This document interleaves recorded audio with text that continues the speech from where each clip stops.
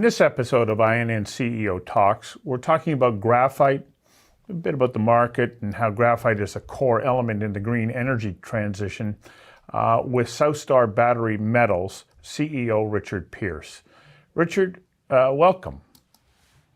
Stuart, great to see you. Thanks for taking the time and really appreciate the opportunity to be here.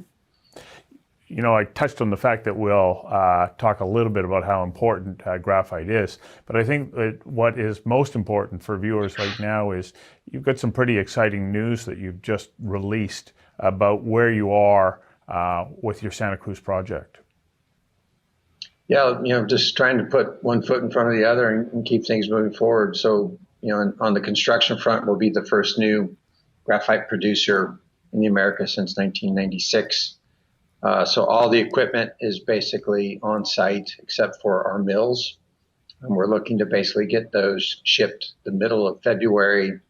And then we'll have basically 60 days to do the electrical and mechanical and hydraulic assemblies around that. So again, we are looking to basically be commissioning at the end of April, substantially complete with construction and starting commissioning. We've got about a 45-day commissioning schedule. As a positive note, we just had our environmental permits and licenses for phases 2 and 3. So phase 1 is 5,000 ton per annum of concentrate production. Our nameplate production is actually 13,000. So as soon as we get our mining permit, we'll be able to step up to 13,000 tons. Phase 2 then is an expansion to 25,000 tons, and phase 3 is a total of 50,000 tons. Everything is modular. So as we expand, we basically just copy paste 25,000 ton per annum modules. So we basically are still looking to produce 5,000 tons of concentrate in 2024 and sell those to clients. And how we've kind of sequenced it out is that initially we'll be producing about 420 tons a month, which is the equivalent of 5,000 tons. As soon as we get our mining concessions finalized and approved for phases 2 and 3, then we can increase to our nameplate capacity, which would be about 1,000 tons a month. And so with that step up in production, we're able to still produce 5,000 tons, which was our plan all along. And then for 2025, we would be producing basically 13,000 tons.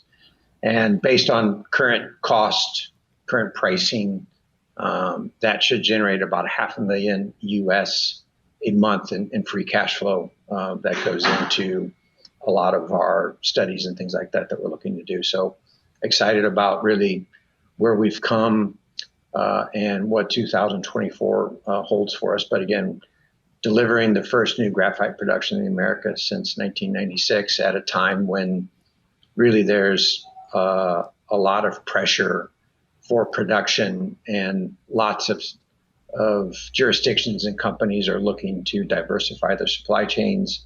Onshoring and nearshoring is a real thing that's happening in the market, and maybe it's not a full second industrial revolution in the West, but there's a lot of money, time, and effort being spent on onshoring, particularly around critical metals and processing. Onshoring those capabilities to the U.S. as well as Canada, Europe, et cetera. So again, exciting times, and we look forward to making that transition from a development company into a producing company, and all the good things that come along with that. So you're still in that pre-revenue stage. How are you staged for available cash right at the moment to be able to see yourself from here through to production? Yeah, so at our last reported financial statements, we had 11 million Canadian basically sitting in the bank. We're on schedule with regards to our budget. We are just finalizing. We announced a $5 million Canadian raise that we then upsized to $7 million. Had lots of interest beyond what we initially were thinking about. So again, we should be closing that here in the next days, and then basically, again, when we close that private placement, very strong participation from a couple new institutions and funds. And again, we should have 11 plus million sitting in the bank with production starting, and by Q4 of this year, again, what we're looking to basically be able to do is spit off about $500,000 US a month in cash after we pay everything. So again, strong financial position to be able to expand. So with the approval of those environmental licenses, a lot of those areas have already been, those solicitations have been sent to the Ministry of Mine and Energy. In the next 60 to 90 days, we hope to get all of those approved for phases 2 and 3. So we'll have all our permits in place. We are starting, we're planning about a 4,000 meter drilling campaign. We will look to upsize our resource and reserve base to extend our mine life and incorporate that phase 3. So we'll take our PFS and take that to 50,000 ton per annum production, and then feed that into the strategic plan, which is to upgrade that material in the Southeast Corridor along with our production at Bamistar.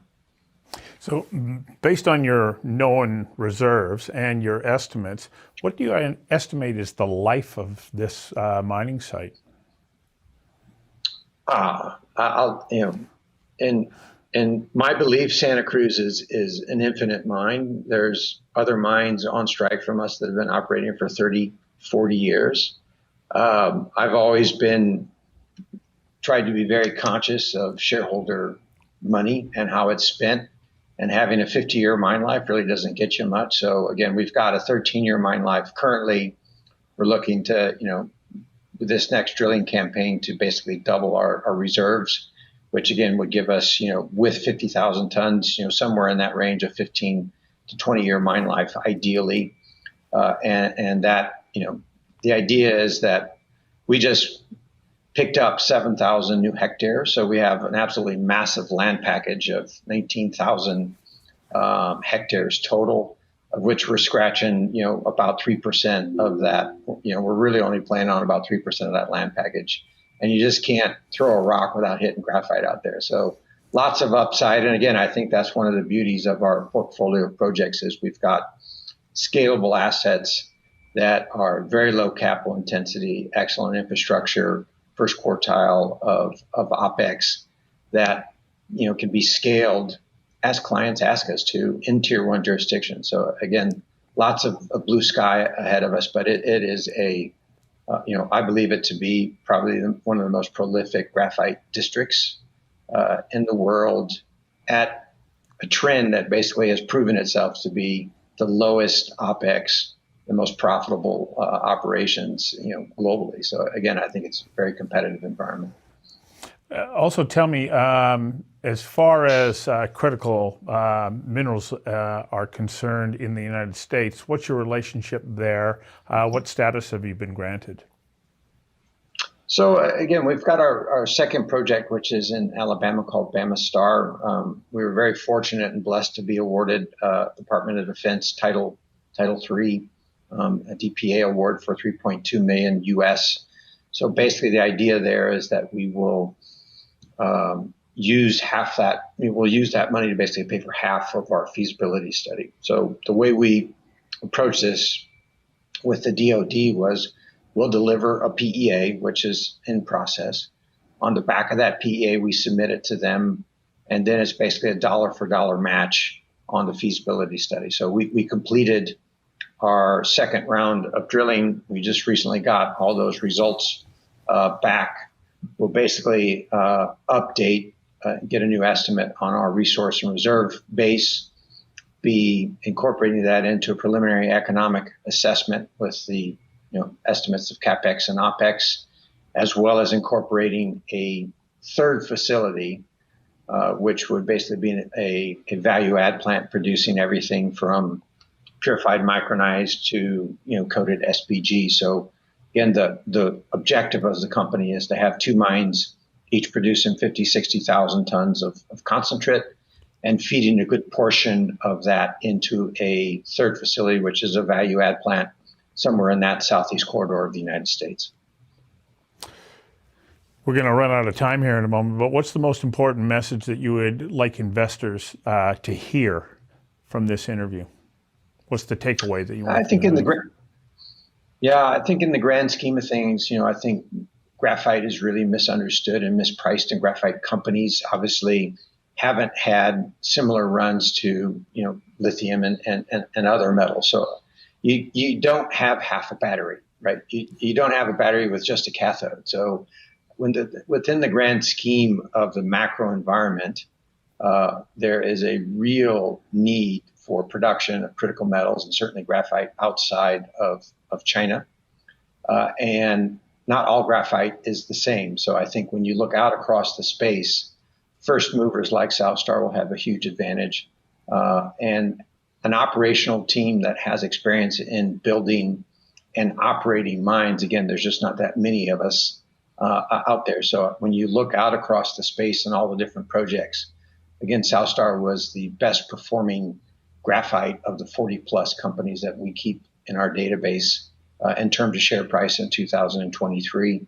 We're delivering on our milestones. We've got an executive management team that is very experienced, mine builders and mine operators. We've proven that we can raise money and build mines and put production in place. And we look to scale those operations quickly with very low capital intensity and very profitable operations. So again, I think we've got an extraordinary portfolio of assets looking to expand production as quickly as the markets ask us to.